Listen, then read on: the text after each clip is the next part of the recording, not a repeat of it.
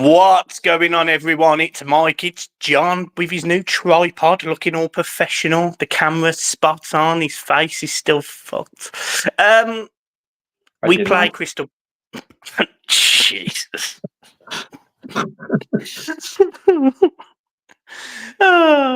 We play Crystal Palace this weekend, John. You excited? No. Listen, we should be excited because I was the 19 times that we played Crystal Palace. Obviously, in the feedback on that, by the way. I was moving then. Sorry. Right. And that was the last 19 games we played against Crystal Palace. We've had one defeat, so we should be going into this game cock a hoop. Really, shouldn't we? Knowing it's a guaranteed 3 points with the record we've got against them. But the way we've started the season defensively, and they've got Eze, they've got Mateta, and we look shaky at the back. I'm actually worried for it, Michael, to be fair. We should be going into a home game against Palace with a record like that, thinking it's a guaranteed nailed on 3 points, but it's not. Yeah, I agree. And I also think I'm a little bit worried about, you mentioned some of the players there, and even some of the players that you don't mention. They've got they haven't started well, but Crystal Palace have a good side. They're combative, they're fairly quick, their transition's good, they've got a couple of options on the bench. These aren't a poor team. Some people at the start of the season, because of Glasner, were saying they could compete for Europe. Now, look, I'm not sitting here saying that they're a million light years better than Everton. Of course they're not. I like it. I like our squad, and I like the way that it's developing. I think our squad is not as bad as the league position suggests, but I know some Everton fans may disagree or agree with that. I think it's a lot down to the manager. But the one thing I will say is we don't have the confidence going into games against teams like Palace. And it's not a dig at Palace. I'm not sitting here slating them or the fans or anything about them. But how can you not be confident in home games against teams like Southampton, Crystal Palace? Anyone below the top six, Everton should be fairly confident that they're going to give a game to. And even the top six, we should be confident that we're going to give a game to. You know what? I watched an interview with David Moyes, and I think it was in the Blue Room, and he was saying about how he made Goodison a fortress. And I look at Goodison Park now; it's not a fortress. Nobody comes in and is scared to go to Everton Football Club anymore. No, not a chance. And the added defender linked with a big money move away in Guy. We've got to get past him. Do you trust Calvert-Lewin to have a good game against someone that good? They lost Elise, and they've still got good players left there, and obviously Elise's moved on and stuff like that. And I'm very surprised Eze didn't move on, to be fair. No disrespect to Crystal Palace. Again, I mentioned Mateta before. He was a player Everton were linked with when he wasn't really getting much game time for them. He stepped up to the plate, Mateta, and he's scoring goals. Quite a few goals in the last couple of seasons now. I think he's got a couple this season, I'm pretty sure, in saying that. And they're a team that can hurt us. And as you quite rightly say, we shouldn't be going into the game on Saturday worried about getting a defeat at home. No disrespect to Crystal Palace. David Moyes, as you quite rightly said, made Goodison a fortress. It's not a fortress anymore. No one is worried about coming to Goodison Park anymore. No one. And that is down to whether it be the manager, whether it be everything that's gone on around the club. Hopefully there's light at the end of the tunnel with that. But it's the feeling around the club and how much that this team and this manager has zapped any sort of confidence that us as a fan base had left.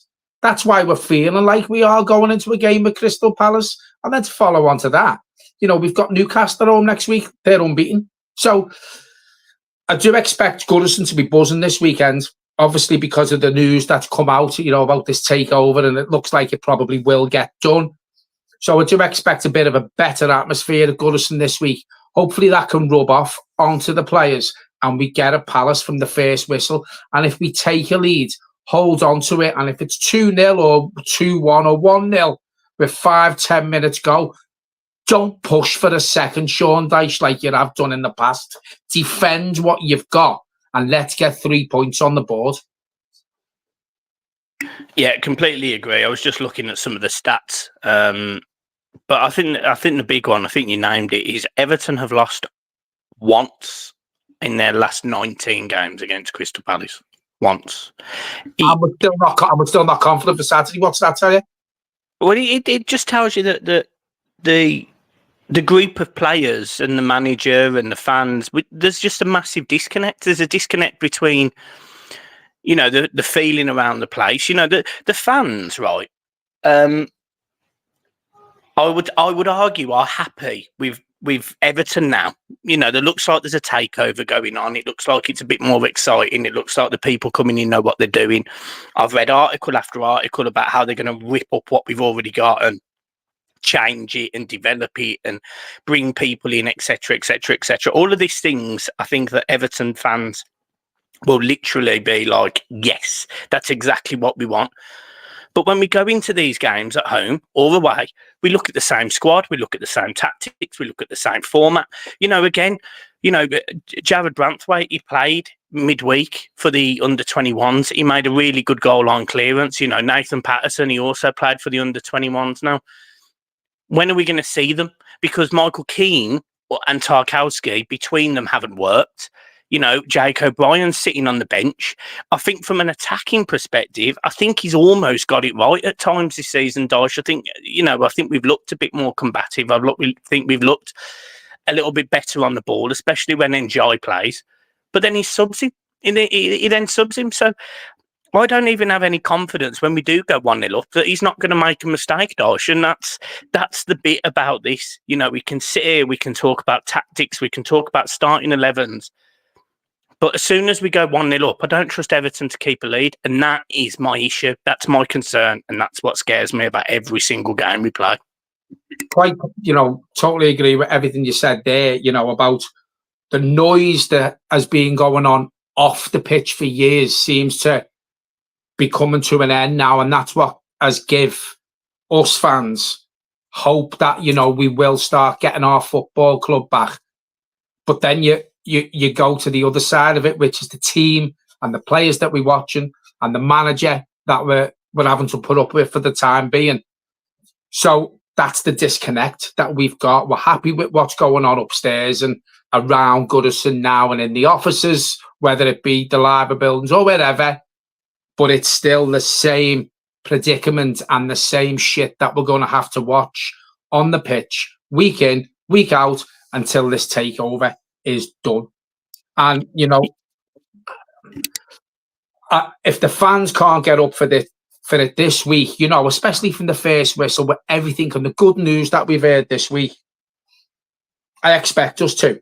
And I expect the 1878s to be there tomorrow, putting all the stuff out in the stands to build the atmosphere up. We've done a fantastic job. But then 5-10 minutes into the game, then we start looking at what's happening on the pitch again. And we're worrying about what the manager's going to do again. So the noise around the club's brilliant. But what we're watching on the pitch, it's not very good. Yeah, and that's my concern. You know, my concern is this is a worry, but it's another like Man United game. You know, when we went into it, we just had the points deduction. We were all aggressive. We were all ready to go. And then 3 minutes in, Garnacho scores the goal of the season. You know, that's what worries me about games like this. I'm just reading some of the quotes from Dyche today. And, you know, I struggle with his press conferences, as you know. I struggle with Dyche. But one of the things that he's come out and said is about how it brings stability to Everton.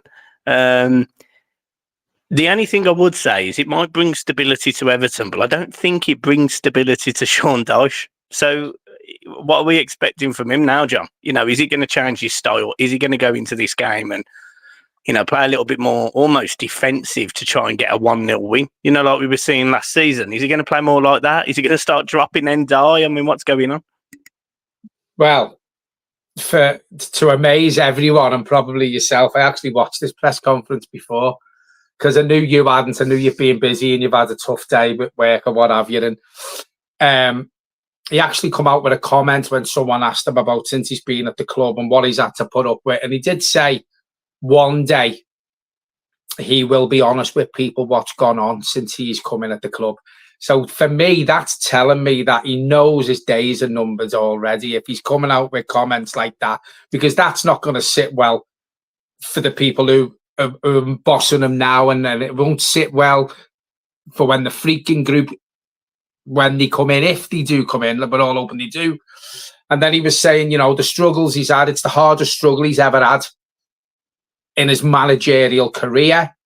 And then he says he wants to bring stability to the club, and Everton fans want to see better football, but the be all and end all is Everton fans want 3 points. We're not in the position at the minute with this sort of manager and this squad of players for us to get excited every week with the football we're playing. And I have said to you, at the minute, I will gladly watch 38 games of turgid football in the Premier League just to put some points on that board, because we're not going to get good football from Sean Dyche. He knows that. But at the end of the day, Michael, he's coming out with comments like that he can only work with the squad that he's got. 14 of them players are his squad. He's had Keane, he's had Tarkowski, and he's had McNeil at Burnley.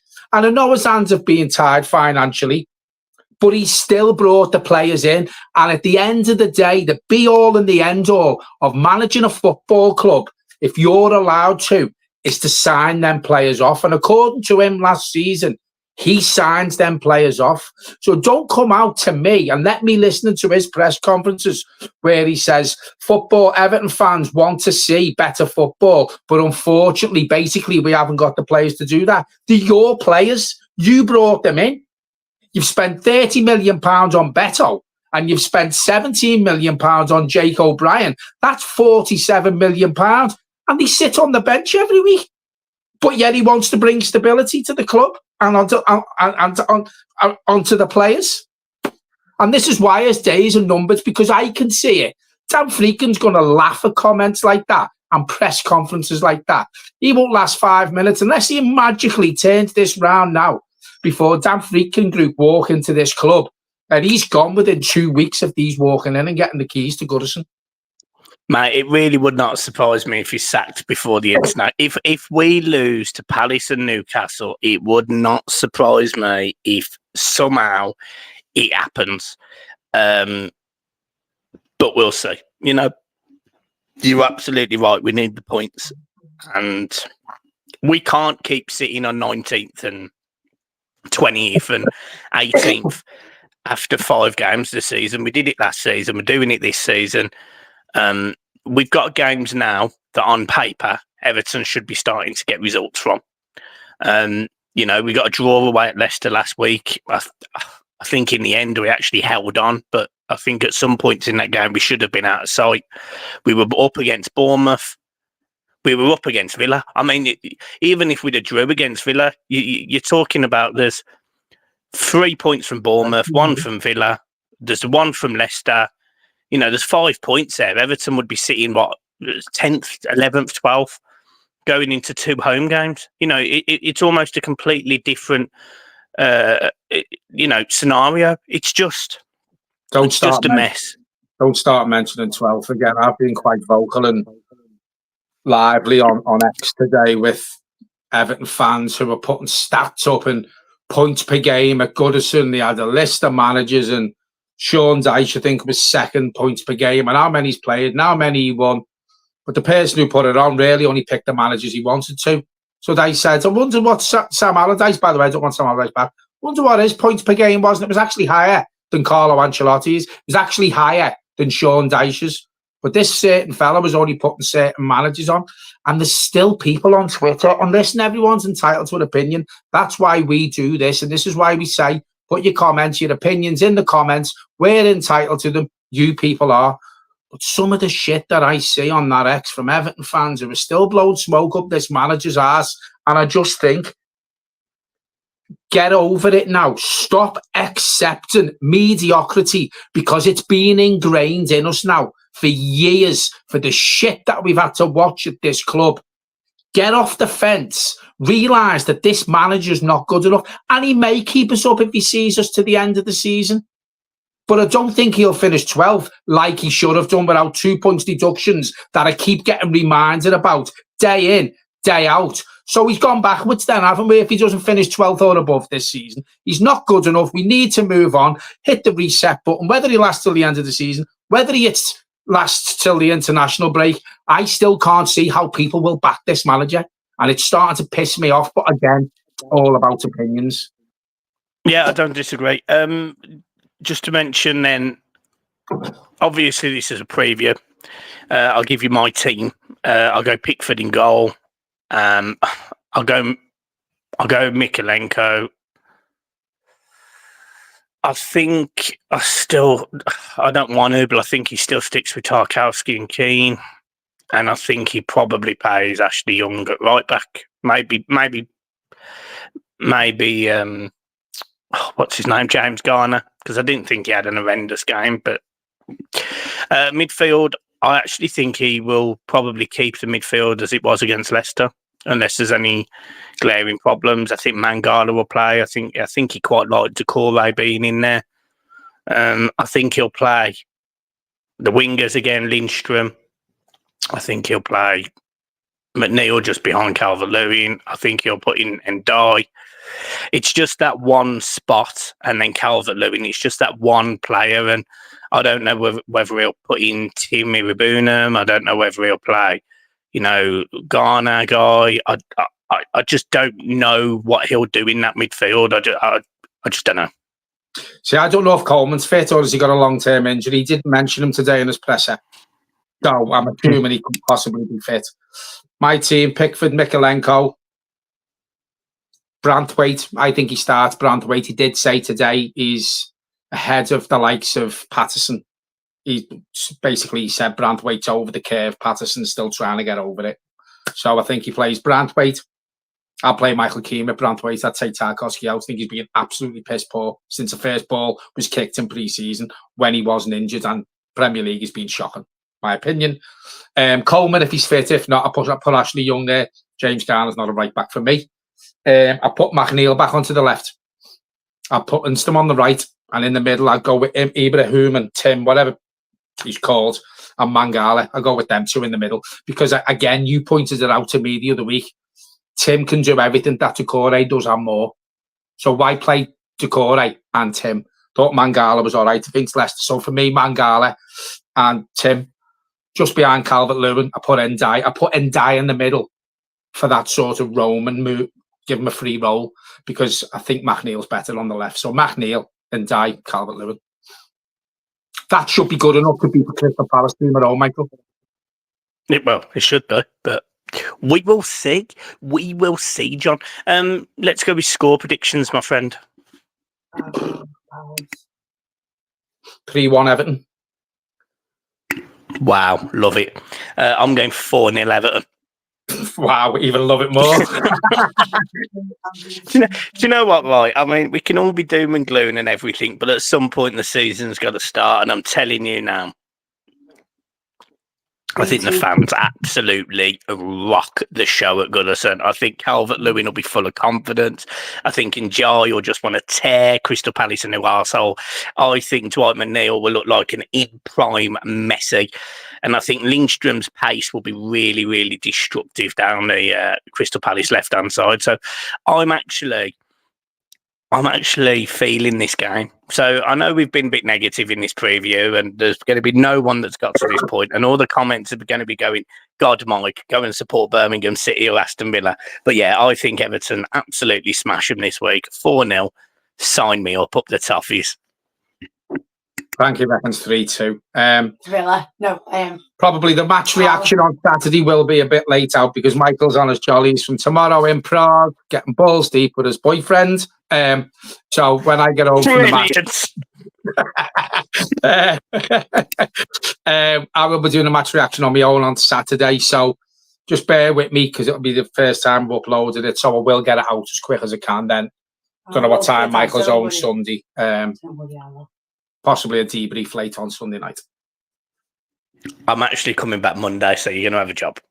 Brilliant. Debrief Sunday on my own with Frankie or Monday. Yeah, I am going to try and still be on the match reaction. I just don't know where I'm going to be at 5 o'clock in Prague. Which means it's 6 o'clock in Prague, isn't it? Probably in Mackey's, yeah, KFC food. Right, we will leave it there. John, anything else to say? No, just enjoy yourself in Prague. Be careful. It's going to take you a couple of days to get over the jet lag. So I've got jet lag. Jesus Christ. Right. We will love yous and leave yous. Don't forget, like, subscribe on the channel, hit the notification bell.